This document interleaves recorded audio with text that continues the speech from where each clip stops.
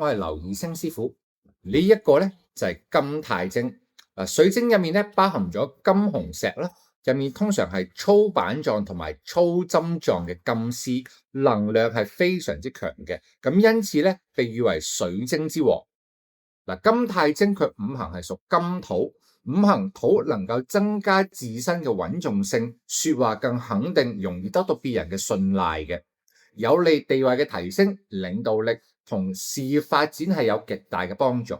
而五行金能夠增加自身嘅決策力，能夠創造更加多嘅機會，提升投資同生意上面嘅收穫。除此之外，亦都有平衡腸胃、防小人、辟邪化煞嘅功效嘅。如果你想喺2026年財運事業更上一層樓嘅話，或者令你嘅小朋友更聽你話，金鈦晶就係值得你考慮嘅選擇啦。